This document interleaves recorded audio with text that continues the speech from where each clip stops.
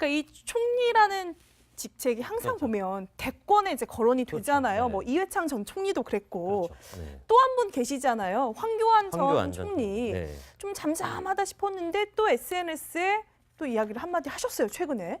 그러니까 황교안 전 총리 같은 경우도 이제 본인의 대권 도전이나 뭐 이런 가능성에 대해 절대 부인하지 않습니다. 네. 아하. 그러니까 이제 뭐 치인도 하지도 않지만 특히 이제 총리 이제 그만두고 난 다음에 권한대행 그만두고 난 다음에 이제 계속 이제 SNS를 통해서 네. 정치를 하고 있잖아요.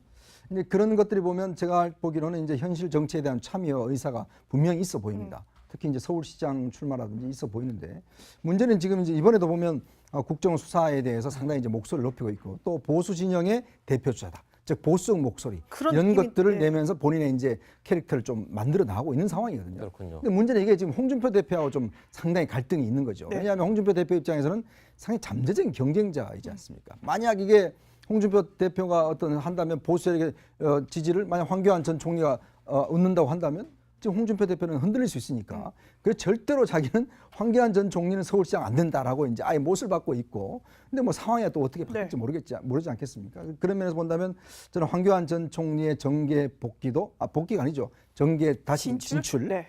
또 그렇게 멀지 않지 않는가라는 좀 예상을 해봅니다. 그렇군요. 황교안 전 총리 역시 네. 뭐 물론 총리가 되려면 다양한 국정 경험이 필요하겠지만 뭐 황교안 전 총리 이분도 보면 굉장히 관운이 좋아요. 물론 그래서 이런 잠재적인 대권 주자라는 평가까지 받는 것 아니겠습니까? 네, 황교안 전 총리도 보면 관운이 고건 총리만큼은 아니지만 네. 굉장히 좋죠. 일단은 대구 고검장, 부산 고검장에 거쳐서 박근혜 정부의 초대 법무장관에 이어서 총리까지 했고 네. 대통령 권한대행을 했다는 점에서 공통점이네요. 고건 전 총리와 공통점이 있는 거예요. 대통령 권한대행까지 한 총리는 많지가 않거든요. 네. 네, 그런 점에서 굉장히 닮은 꼴인데 과연 이 고건 전 총리가 대권 도전하다가 이제 실패를 했는데 황교안 지금 전 총리도 대권 도전 내년에 서울시장 도전에다 이어서 네. 대권 도전할 가능성이 거론되고 있는데 과연 그 점도 닮은 꼴로 될지는 네. 좀 봐야 되는데 참 재미있는 거는 이 국무총리가 1인 지하 만인 지상이라 그러잖아요. 그래서 2인자라고 그러는데 87년에 현재 소위 직선제 개헌이 이루어진 뒤에 총리 출신이 대통령 됐다는 이야기 들어본 적이 있습니까? 근데 그 중에 총리도 하고 당 대표도 한 이회창 전 총리, 이회창. 이회창, 네네. 네. 이회창 전 총리가 총리 자격으로보다는 당 대표를 한 당수 자격으로서 사실 당 대권에 도전했는데 총리 자격이 어떻든 아니었다는 얘기죠. 그래도 총리를 한 것 때문에 떨어진 건지 그 전에 총리만 한 분들은 이수성 전 총리라든가 이해찬 전 총리까지 포함해서 뭐 여러 사람들이 도전을 거론하다가 지금 고건 전 총리까지 포함해서 네. 다 도전이 거론됐습니다만은 다 실패했습니다. 그래서 알겠습니다. 앞으로 과연 그 전 총리의 그 소위 그 대선에 지금 안 되는 이 기록이 과연 언제 깨질지 네. 그건 주목됩니다. 네. 네. 자, 황교안 전 총리 이제 뭐 교회 정말 독실한 신자로 알려져 네. 있잖아요. 최근에 이제 정치 행보하기 전에 지금 여러 가지 목회 활동을 하고 있는데 네. 저희가 이제 질문을 했어요. 정치하실 생각이 있는지 황교안 총리의 답을 들어보시죠. 지방선거 얘기가 계속 나오고 있어서요. 예. 출마- 오늘은 주일이고 네. 주일날은 제가 하여튼 예배에만 전념하겠습니다. 네, 향후에 혹시 그럼 뭐 출마라던가 이런 현안에 대해서 이야기하실 자리가 좀 있으실까요? 뭐 그렇게 안 될까요? 항상 그렇습니다. 네. 잠재적인 대권 주자, 뭐 어떤 물망에 오르는 분들 절대로 나는 아닙니다. 절대 아닙니다. 이런 얘기 안 하잖아요. 그러니까. 나중에 책임질 일 두려워서 그런 걸까요? 그렇죠. 왜냐하면 사실 황교안 전 총리는 정말 명시적으로 본인이 그렇게 우리가 언론에서도 많이 쓰고 했음에도 불구하고 저렇게 정치 안 하겠다는 이야기는 절대 안 하고 있죠.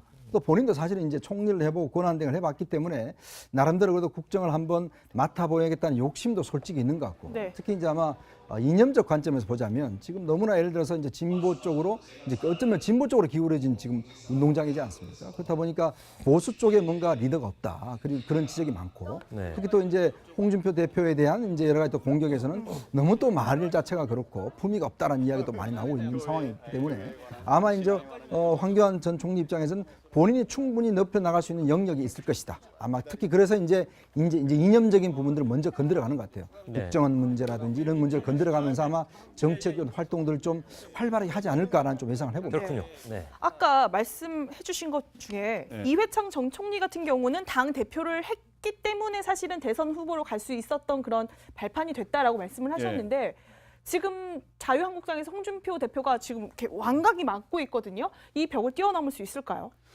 그래서 지금 현재 일단은 황교안 전 총리는 나름대로의 서울시장이라든가 대권에 도전할 나름대로의 자질과 능력은 어느 정도 갖추고 있습니다만은 두 가지의 벽을 넘어야 됩니다. 하나는 당권을 갖고 있는 홍준표 대표가 본인이 일단 생각이 있지 않습니까? 네. 그리고 황교안 대표에 대해서는 벽을 딱 쌓고 있기 때문에 그 벽을 과연 소위 장대 높이뛰기 식으로 해서 그걸 뛰어넘을 수 있는지.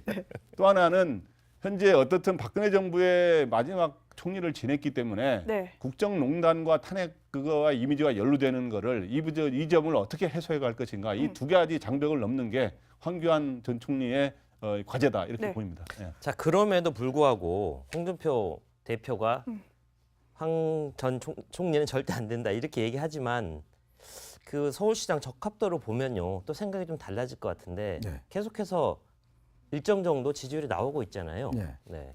사실 근데 홍 대표 입장에서 보면 사실 황 전 총리에 대해서 지금 거부할 명분이 별로 없어요. 왜냐하면 나와서 경선하겠다고 하면 지금 뭐 막을 수 있는 막을 수 방법이 없지 없죠. 않습니까? 네. 지금 적합도 조사 이렇게 보면 지금 현재 뭐 조사입니다만 아무래도 박원순 이재명 성남시장은 이제 경기도지사로 간다고 했으니까 네. 그러고 보면 사실은 현재 야권에서 어떤 면에서 대표주자는 황교안 전 총리가 유력하지 않습니까? 안철수 대표 그렇죠. 안철수 뭐 하는데 본인이 뭐 출마를 뭐 아직 할지 안 할지 모르겠지만 일단 저런 상황을 보자면 사실은 지금 자유한국당에서 뭐 홍 대표가 뭔가 숨겨놓은 인사가 있다고 하는데 누군지는 모르겠지만 네. 그러나 그걸 뛰어넘을 수 있는 사람이 없어요. 그렇다 보면 홍 대표도 개인적 욕심보다는 당의 어떤 걸 본다라면 제가 볼 때는 굳이 저걸 일단 거부할 명분이 있는 것인지 물론 뭐 아까 이야기했던 한계는 있지만 그 한계를 또 극복하는 것도 사실은 어떤 면에서 보면 황교안 전 총리의 어떤 뭐 정치력일 거고 그러면서 본다면 아예 자격 자체를 없다라고 이야기하는 것은 그건 제가 볼 때 홍 대표의 좀 월권이 아닌가라는 생각도 듭니다. 네.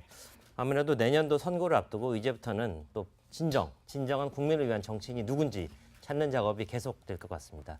지상이라 그러잖아요. 그래서 네. 2인자라고 그러는데 87년에 현재 소위 직선제 개헌이 이루어진 뒤에 총리 출신이 대통령 됐다는 이야기 들어본 적 있습니까? 근데 그 중에 총리도 하고 당 대표도 한 이해창 전 총리, 네.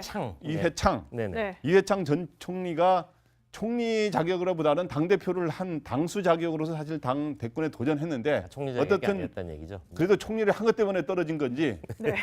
그 전에 총리만 한 분들은 이수성 전 총리라든가 이해찬 전 총리까지 포함해서 여러 사람들이 도전을 거론하다가 지금 고건 전 총리까지 포함해서 네. 다 도전이 거론됐습니다만은 다 실패했습니다. 그래서 알겠습니다. 앞으로 과연 그 전 총리의 그 소위 그 대선에 지금 안 되는 이 기록이 과연 언제 깨질지 네. 그건 주목됩니다. 네. 네. 자, 황교안 전 총리 이제 뭐 교회 정말 독실한 신자로 알려져 네. 있잖아요. 최근에 이제 정치 행보하기 전에 지금 여러 가지 목회 활동을 하고 있는데 네. 저희가 이제 질문을 했어요. 정치하실 생각이 있는지 황교안 총리의 답을 들어보시죠. 지방선거 얘기가 계속 나오고 있어서요. 예. 출마- 오늘은 주일이고 된다라고 이제 아예 못을 받고 있고 근데 뭐 상황이 또 어떻게 바뀔지 네. 모르지 않겠습니까? 그런 면에서 본다면 저는 황교안 전 총리의 정계 복귀도 복귀가 아니죠. 정계 다시 진출 네. 또 그렇게 멀지 않지 않는가라는 좀 예상을 해봅니다. 그렇군요. 황교안 전 총리 역시 네. 뭐 물론 총리가 되려면 다양한 국정 경험이 필요하겠지만 뭐 황교안 전 총리 이분도 보면 굉장히 관운이 좋아요. 물론 그래서 이런 잠재적인 대권 주자라는 평가까지 받는 것 아니겠습니까? 네, 황교안 전 총리도 보면 관운이 고건 총리만큼은 아니지만 네. 굉장히 좋죠. 일단은 대구 고검장, 부산 고검장에 거쳐서 박근혜 정부의 초대 법무장관에 이어서 총리까지 했고 네. 대통령 권한대행을 했다는 점에서 공통점인데요. 고건 전 총리와 공통점이 있는 거예요. 대통령 권한대행까지 한 총리는 많지가 않거든요. 네. 네, 그런 점에서 굉장히 닮은 꼴인데 과연 이 고건 전 총리가 대권 도전하다가 이제 실패를 했는데 황교안 지금 전 총리도 대권 도전 내년에 서울시장 도전에다 이어서 네. 대권 도전할 가능성이 거론되고 있는데 과연 그 점도 닮은 꼴로 될지는 네. 네. 좀 봐야 되는데 참 재미있는 거는 이 국무총리가 1인 지하 많이 그러니까 이 총리라는 직책이 항상 그렇죠. 보면 대권에 이제 거론이 그렇죠. 되잖아요. 네. 뭐 이회창 전 총리도 그랬고 그렇죠. 네. 또 한 분 계시잖아요. 황교안 전 황교안 전 총리. 네. 좀 잠잠하다 싶었는데 또 SNS에 또 이야기를 한마디 하셨어요. 최근에. 그러니까 황교안 전 총리 같은 경우도 이제 본인의 대권 도전이나 뭐 이런 가능성에 대해 절대 부인하지 않습니다. 네. 아하. 그러니까 이제 뭐 치인도 하지도 않지만 특히 이제 총리 이제 그만두고 난 다음에 권한대행 그만두고 난 다음에 이제 계속 이제 SNS를 통해서 네. 정치를 하고 있잖아요.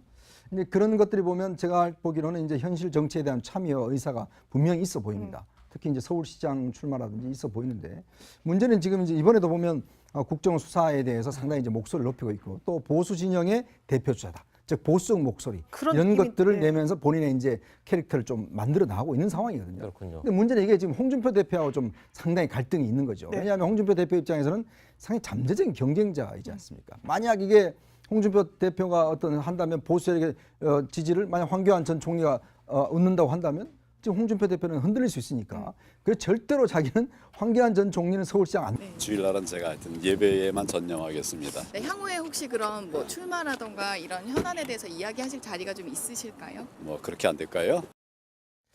항상 그렇습니다. 네. 잠재적인 대권 주자, 뭐 어떤 물망에 오르는 분들 절대로 나는 아닙니다. 절대 아닙니다. 이런 얘기 안 하잖아요. 그러니까. 나중에 책임질 일 두려워서 그런 걸까요? 그렇죠. 왜냐하면 사실 황교안 전 총리는 정말 명시적으로 본인이 그렇게 우리가 언론에서도 많이 쓰고 했음에도 불구하고 저렇게 정치 안 하겠다는 이야기는 절대 안 하고 있죠. 또 본인도 사실은 이제 총리를 해보고 권한대행을 해봤기 때문에 나름대로 그래도 국정을 한번 맡아보야겠다는 욕심도 솔직히 있는 것 같고 네. 특히 이제 아마 이념적 관점에서 보자면 지금 너무나 예를 들어서 이제 진보 쪽으로 이제 어쩌면 진보 쪽으로 기울어진 지금 운동장이지 않습니까? 그렇다 보니까 보수 쪽에 뭔가 리더가 없다. 그리고 그런 지적이 많고 네. 특히 또 이제 홍준표 대표에 대한 이제 여러 가지 또 공격에서는 너무 또 말 자체가 그렇고 품위가 없다라는 이야기도 많이 나오고 있는 상황이기 때문에 아마 이제 황교안 전 총리 입장에서는 본인이 충분히 넓혀 나갈 수 있는 영역이 있을 것이다. 아마 특히 그래서 이제 이념적인 부분들을 먼저 건드려가는 것 같아요. 네. 국정원 문제라든지 이런 문제를 건드려가면서 아마 정책 활동들을 좀